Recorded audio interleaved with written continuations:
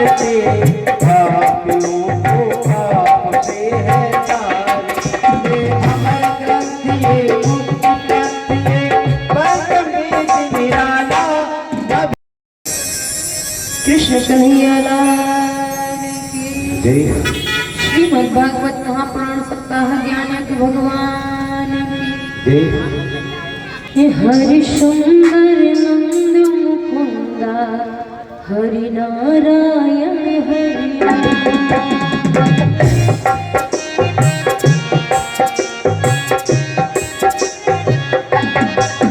हरि सुंदर नंद मुकुंदा हरि नारायण हरि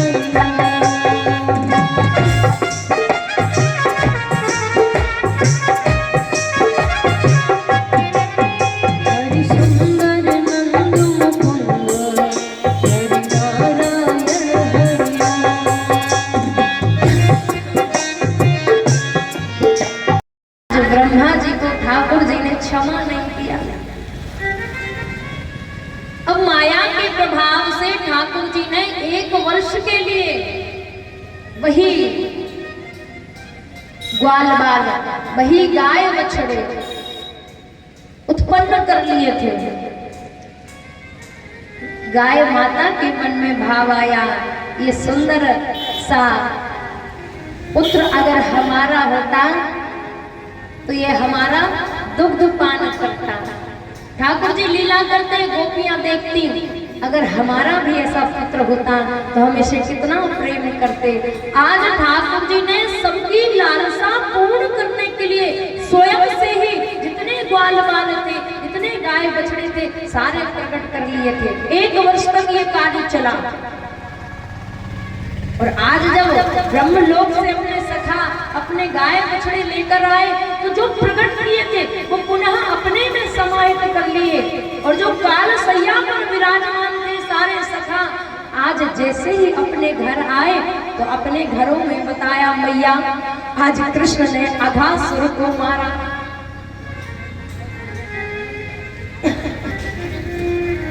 मैया अब जैसे मैया यशोदा को पता चला कि कृष्ण ने अघासुर को मारा तो मैया का तो नियम फिर से राई नोट लिया, फिर से नजर उतारने लगे।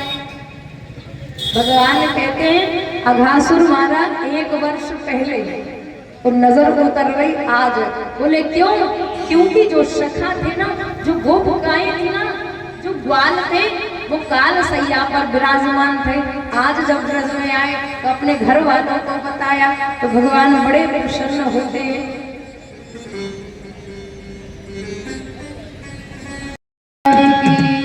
कालिया मर्दन महाराज की ऋषियों का सुंदर आश्रम, गृहस्थ ऋषि महाराज उस आश्रम में रहा करते थे।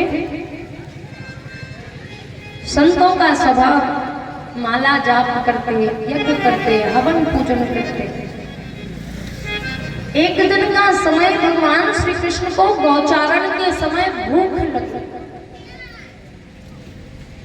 अपने सखाओं से कहा कि यहीं पास में आश्रम है और जाकर के प्रसाद लेकर आओ।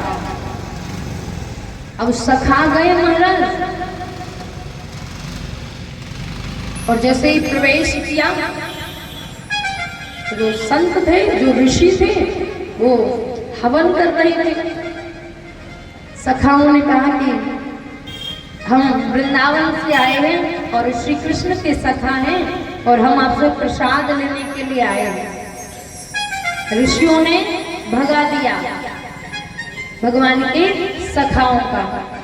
अब सखा जैसे ही वापस आए तो कहा, लाला देखो हमको ऐसी जगह मत भेजा करो,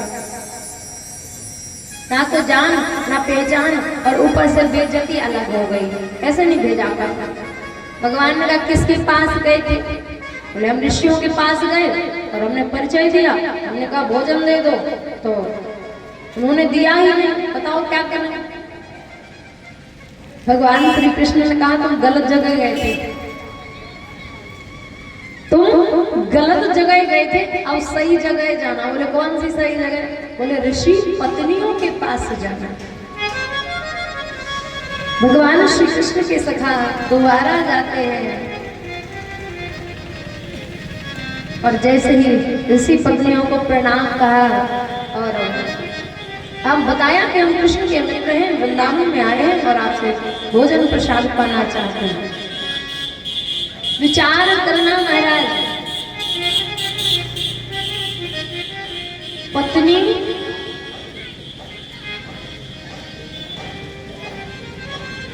की परिभाषा क्या है? जो पत्नी होती है ना, उसकी परिभाषा क्या है? ना ग्रह मित्याहु ग्रहणी ग्रह मुच्यते। मनुस्मृति में बताया गया है कि वही सकुशल गृहिणी है जो अपने घर को, अपने परिवार को एक धागा सूत्र में पिरो करके सुचारू रूप से अपने परिवार को पोषित करे। वो पत्नी है, वो गृहिणी है। अब महाराज ऋषि पत्नियों ने भगवान के लिए सुंदर भोग तैयार कर लिया और सखाओं से कहा कि तुम चलो, हम आते हैं। अब जैसे ही भोग तैयार, हाथों में भोग लिया महाराज, अब जो पति थे ना, वो ऋषि पति, तो ऋषि यज्ञ कर रहे थे और नियम है कि यज्ञ में बोलना नहीं चाहिए। अब आहुतियां डाल रहे थे और हाथ में भोजन लिए। ऋषि पत्नी पहुंची और प्रणाम किया, कहा कि कृष्ण के लिए भोजन ले जा रहे हैं। तो ऋषियों ने मना कर दिया, नहीं जाना। कहा पास में है, अभी जाते और अभी आ जाते, फिर भी मना कर दिया। आज ऋषि पत्नियों ने विचार किया कि जीवन पर्यंत तो इनके साथ रहे, इनका कहा हुआ माना, लेकिन आज अगर उस परब्रह्म के दर्शन नहीं किए तो इनके साथ रहने का जीवन बेकार हो जाए। आहुति डाल रहे थे तो वो तो ऐसे ही सिर हिलाते रह गए, और ऋषि पत्नियां बिना बात माने और चली आई। देखिए, शास्त्र कहता है कि पति की आज्ञा माननी चाहिए, लेकिन ऐसे पति की भी आज्ञा ना माने जो हमें भगवान से विमुख करे। क्योंकि तजो पिता प्रहलाद विभीषण बंधु भरत मेहता। प्रहलाद जी ने पिता का त्याग कर दिया, विभीषण जी ने भाई का त्याग कर दिया, भरत जी ने माँ का त्याग कर दिया। महाराज, जो भी रिश्ता, जो भी बंधन हमें भगवान से विमुख करता है, भगवान से दूरी लाता है, उस रिश्ते को ऐसे ही त्याग देना चाहिए। बोले जागे प्रिय न राम वैदेही तजिए ताह कोट बेरी सम जद्यपि परम स्नेही। कितना भी प्रिय हो, ऐसे व्यक्ति को, इस व्यक्ति से दूर हो जाना चाहिए जो भगवान से दूर करता है। आज पत्नियों ने छोड़ा और चल पड़ी। जैसे ही भगवान के पास पहुंची, लाला हम तुम्हारे लिए भोजन लाए हैं। आज अपनी गोदी में बैठाया ऋषि पत्नियों ने, भगवान को सुंदर भोग पान कराने लगी। अब उधर से जो ऋषि थे ना, उनका यज्ञ पूर्ण हुआ और वो भागते भागते आए। इधर भगवान के दर्शन करके, भगवान को भोजन करा के ऋषि पत्नियां भगवान से प्रार्थना करती हैं। आज जैसे ही आश्रम में आई और जब बताया कि मैं प्रत्यक्ष परमात्मा के दर्शन करके आई हूं, तो ऋषि भागे। भगवान श्री कृष्ण ने कहा, ऋषिवर माला जपते जपते, माला जपते जपते ऋषियों के जो हाथ में माला विराजमान है, उसके मोती घिस गए, लेकिन उन्हें भगवान का दर्शन नहीं हुआ। और जो ऋषि पत्नियां घर में भोजन बनाती थी, उन्हें भगवान के दर्शन हुए। अंतर क्या है? अंतर सिर्फ इतना है महाराज कि ऋषियों को ये अभिमान था कि मैं संत हूँ, मेरे लिए भगवान स्वतः ही प्राप्त हो जाएगा। तो ये गांव के गवरिया इन्हें भगवान कहाँ होगा। और ऋषि पत्नियों ने प्रेम देखा, अनुराग देखा, तो उन्हें भगवान के दर्शन हुए।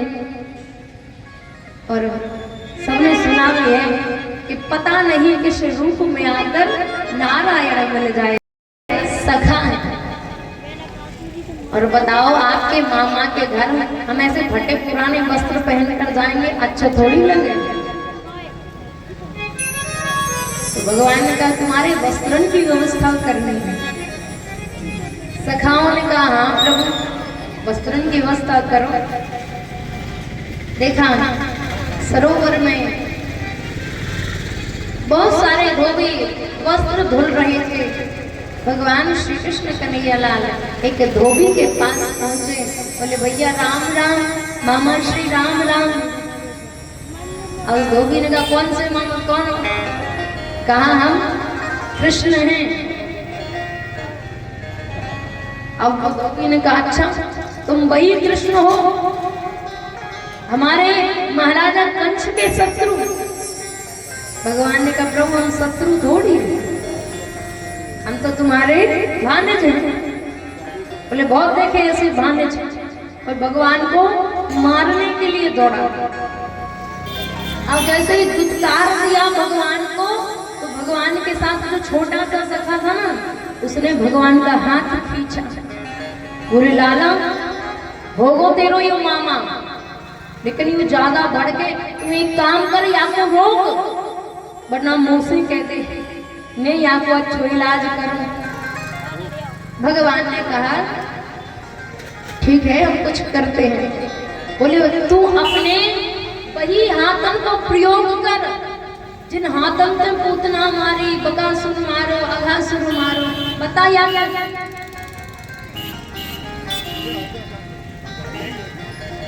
भगवान ने जैसे ही इशारा किया, धोबी का सर धड़ से अलग हो गया। भगवान को सुंदर राजर्षि वस्त्र मिले।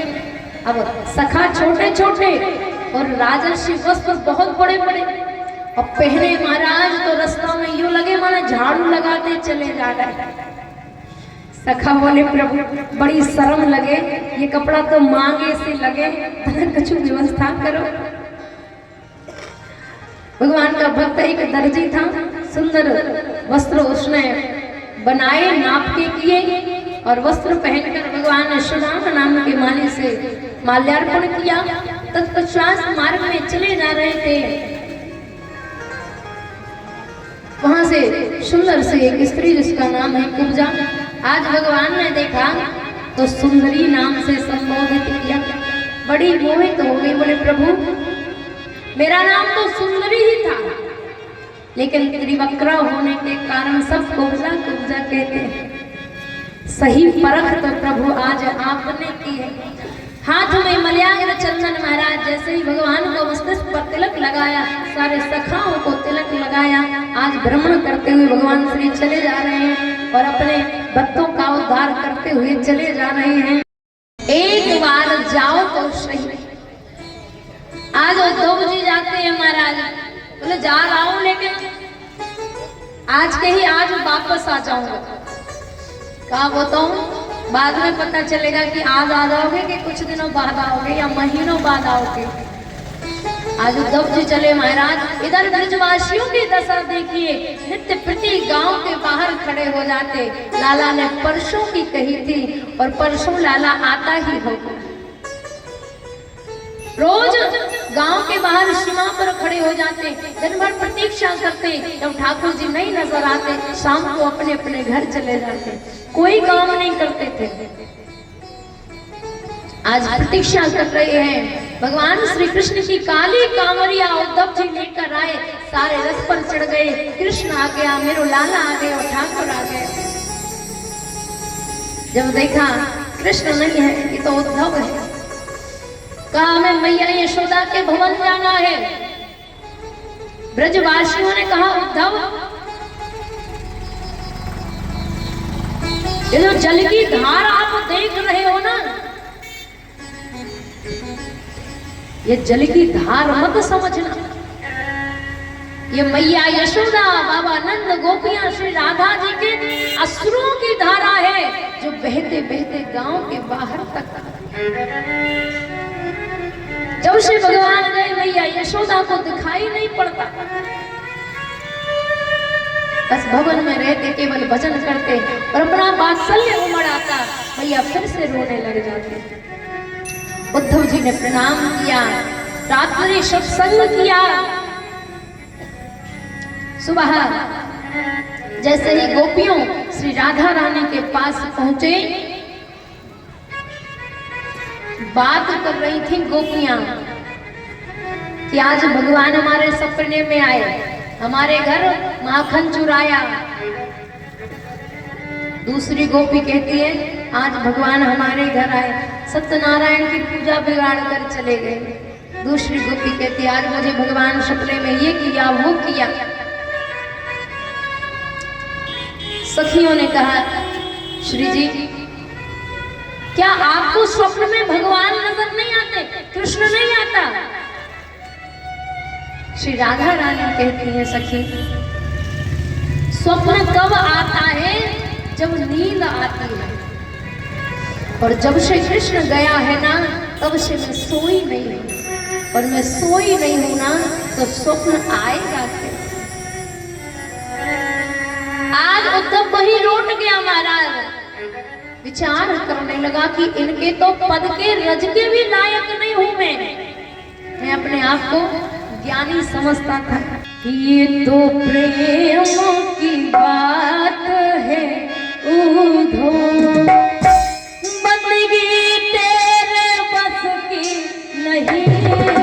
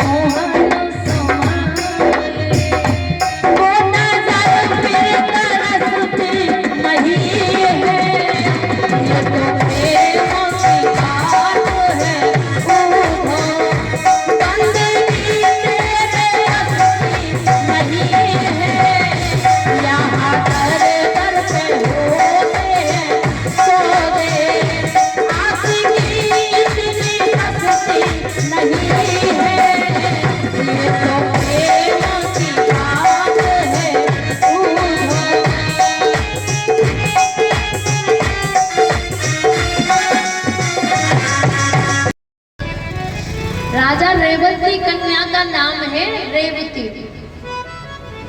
त्रेता युग में राजा रेवत ब्रह्मा जी के पास गए, क्योंकि उनकी कन्या का विवाह नहीं हो रहा था।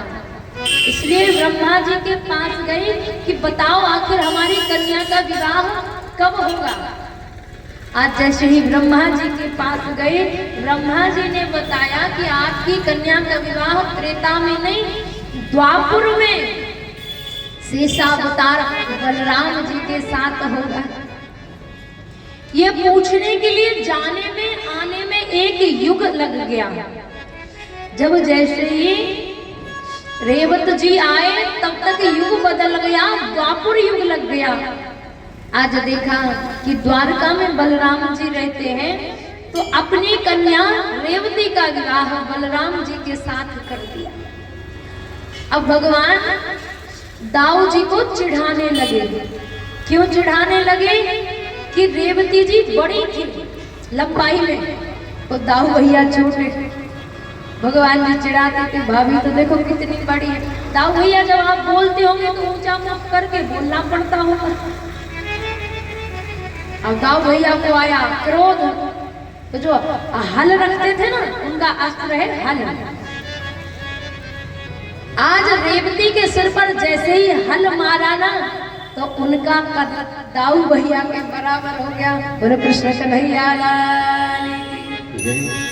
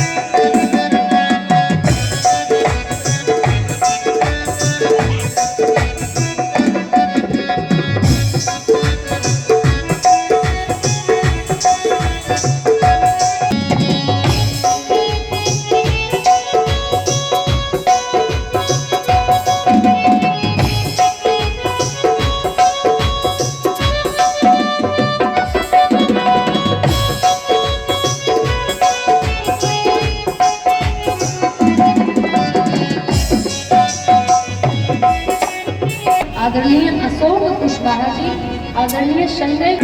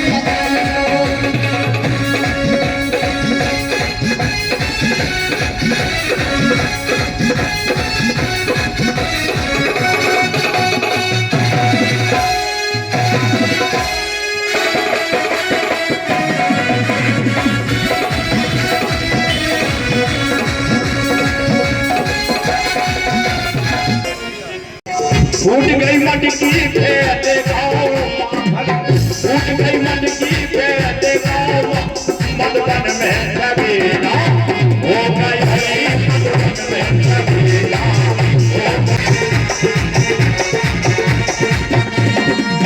चंदा सूरज भाई रे भाई चंदा सूरज भाई रे भाई और ये तारों से मिलन हुआ हो गया रे तारों से मिलन हुआ हो गया रे तारों से मिलन हुआ हो गया हम टूट गई मटकी फेंक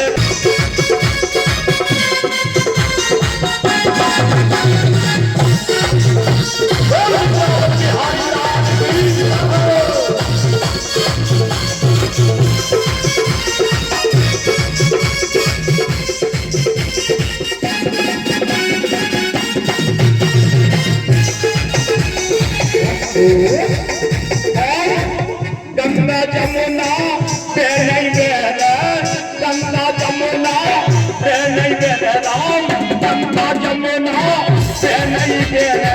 और ये सरयू से